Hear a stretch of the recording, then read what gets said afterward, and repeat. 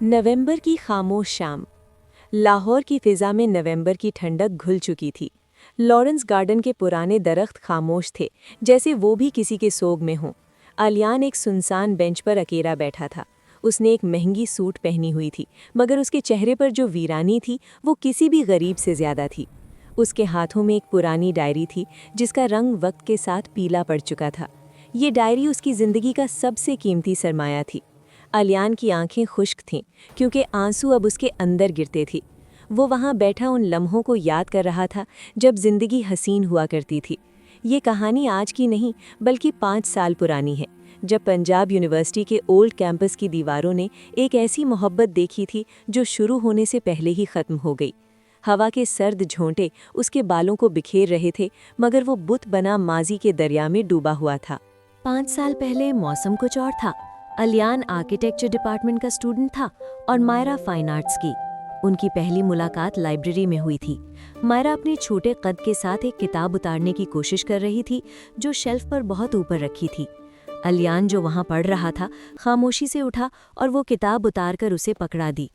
शुक्रिया, मायरा ने मुस्कुराकर कहा था। उसकी मुस्कुराहट में इतनी चमक थी कि आलियान, जो हमेशा अपनी संजीदा दुनिया में रहता था, पल भर के लिए सब भूल गया। मायरा डिफेंस के एक अमीर घराने से थी, जबकि आलियान एक मिडिल क्लास लड़का था जिसके कंधों पर जिम्मेदारियों का बोझ था। लेकिन उस दिन लाइब्रेरी में किताबों की खुशबू के दरमियान तकदीर ने उन दोनों की कहानी के पहले सफ़े को लिख दिया था, बिना ये बताए कि इस कहानी का अंजाम कितना दर्दनाक होगा। वक्त गुजरता गया और वो अजनबी से दोस्त बन गए। यूनिवर्सिटी का लॉन उनका ठिकाना बन गया था। शाम की चाय और ढेर सारी बातें उनका मामूल थीं। माहिरा बहुत जिंदा दिल थी। वो हमेशा हंसती रहती और आलियान को भी हंसाने की कोशिश करती। आलियान उसे चुपके चुपके देखता रहता। वो उसकी हर अदा, हर बात को अपने दिल में महफूज कर रहा था। मायरा अक्सर कहती, आलियान, तुम इतने चुप क्यों रहते हो? जिंदगी जीने के लिए है, सोचने के लिए नहीं। आलियान बस मुस्कुरा देता। वो उसे कैसे बताता कि वो उसे चाहता है? वो कैसे कहता कि उसकी खामोशी में सिर्फ मायरा का नाम गूंजता है? दोनों के दरमियान एक अनकही समझ थी, जैसे मायरा भी जानती थी कि आलियान के दिल में क्या है, मगर वो आलियान की ज़बान से सुनना चाहती थी। मगर आलियान के लिए ये इकरार करना आसान नहीं था। आलियान जब भी मायरा को देखता, उसे अपने घर के हालात याद आ जाते।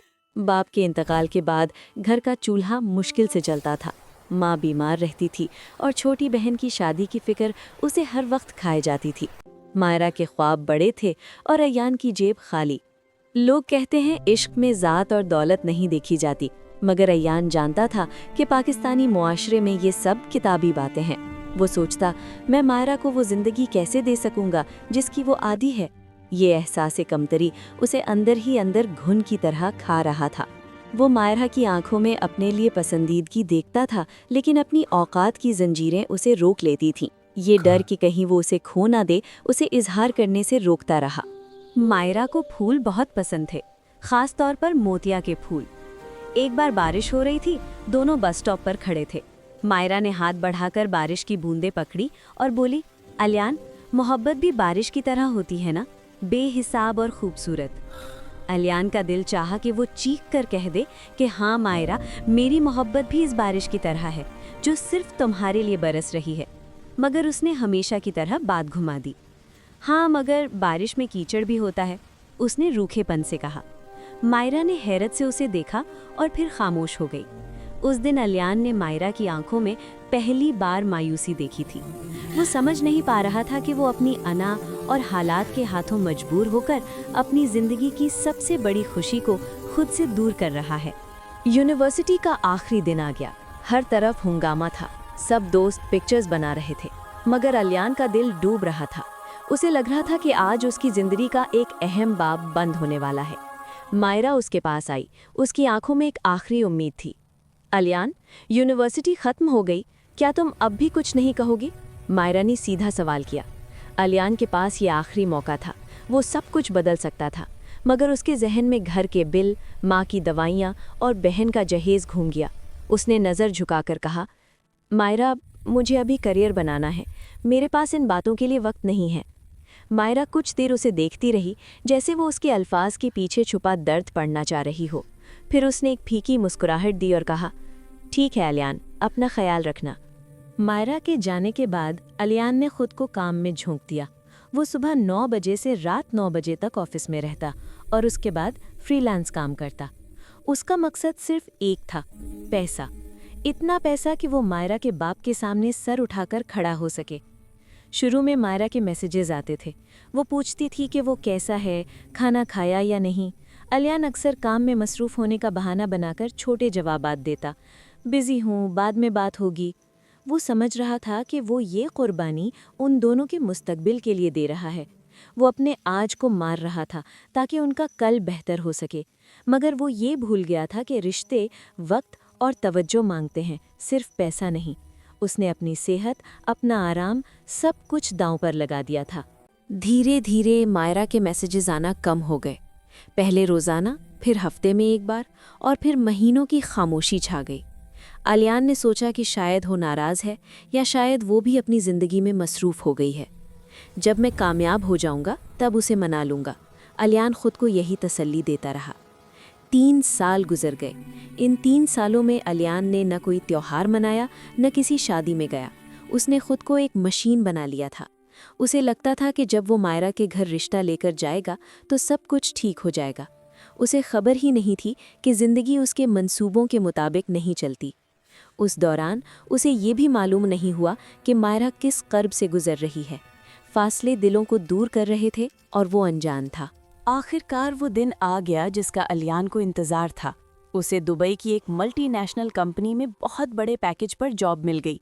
ये उसकी ज़िंदगी की सबसे बड़ी कामयाबी थी। अब वो अमीर था, अब वो मायरा के लिए हर खुशी खरीद सकता था। उसने सोचा कि फ़्लाइट पकड़ने से पहले वो मायरा को ये खुशखबरी सुनाएगा और उसे बताएगा कि वो आ रहा है, हमेशा के लिए उसे अपना बनाने। उसका दिल ज़ोर ज़ोर से धड़क रहा था। उसने 3 साल बाद अपने कांपते हाथों से मायरा का पुराना नंबर मिलाया। फ़ोन की घंटी बजती रही मगर किसी ने नहीं उठाया। उसने दोबारा मिलाया, फिर भी कोई जवाब नहीं। उसने सोचा शायद वो नाराज़ है। उसके वहमो-गुमान में भी नहीं था कि अगली कॉल उसकी दुनिया उजाड़ देगी। जब माहिरा का नंबर मुसलसल बंद मिला तो अलियान ने घबराकर उनके मुश्तरका दोस्त बिलाल को कॉल की। बिलाल, माहिरा कहाँ है?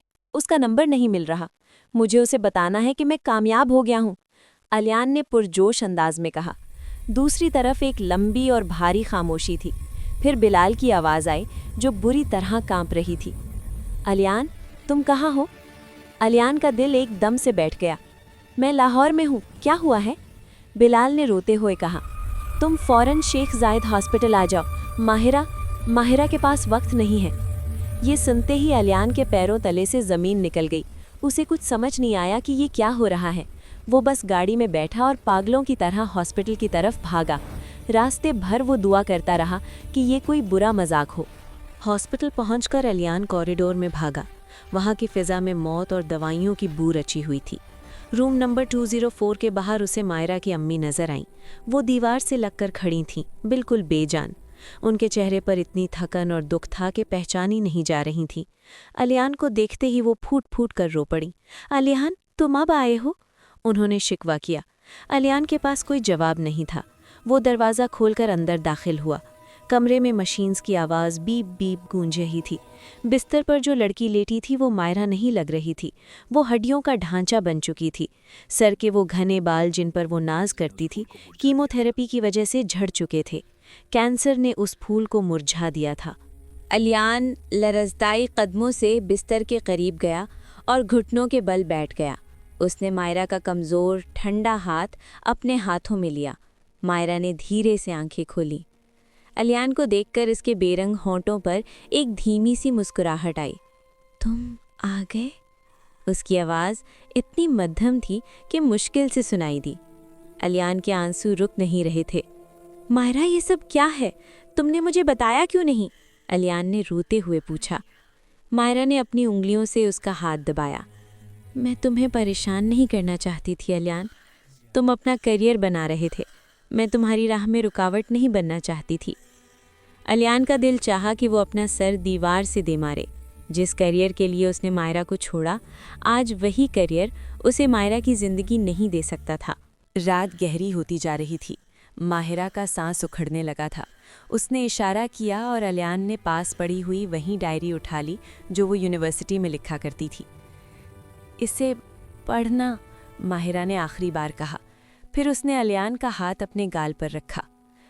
रोना मत अलियान, मुझे खुशी है कि आखिरी वक्त में तुम मेरे पास हो। अलियान उसे देखता रहा, पलकें झपकना भूल गया।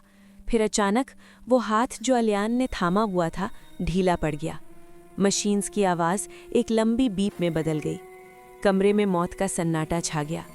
माहिरा चली गई थी। वो लड़की जिसने अलियान को जीना सिखाया था, वो आज उसे मरता हुआ छोड़ गई थी। अलियान ने चीखना चाहा, मगर आवाज़ हलक में फंस गई। वो बस उसके बेजान हाथ को चूमता रहा और माफ़ी मांगता रहा। लॉरेंस गार्डन में बारिश शुरू हो चुकी थी। अलियान ने भीगते हुए डायरी का आखिरी सफ़ा खोला। वहाँ लिखा था, अलियान, मैं जा रही हूँ। शायद हमारी मोहब्बत इस दुनिया के लिए नहीं थी, मगर तुम वादा करो तुम जियोगे। मेरी याद में उदास मत होना। मैं अगले जहाँ में, जहाँ कोई गरीब या अमीर नहीं होता, वहाँ तुम्हारा इंतज़ार करूँगी। वहाँ हमारी कहानी अधूरी नहीं रहेगी। अलियान ने डायरी बंद की और आसमान की तरफ देखा। बारिश के पानी में उसके आंसू छुप गए थे। वो आज एक कामयाब आर्किटेक्ट है, मगर अंदर से एक खोखला इंसान। वो जान चुका था कि वक्त और मोहब्बत का कोई नेमुल बदल नहीं होता। उसने डायरी सीने से लगाई और अकेला अपनी बड़ी गाड़ी की तरफ चल दिया। गाड़ी के शीशे में उसने देखा कि उसके बालों में चांदी उतर आई है। कहानी खत्म हो चुकी थी, मगर दर्द का सफ़र अभी बाकी था।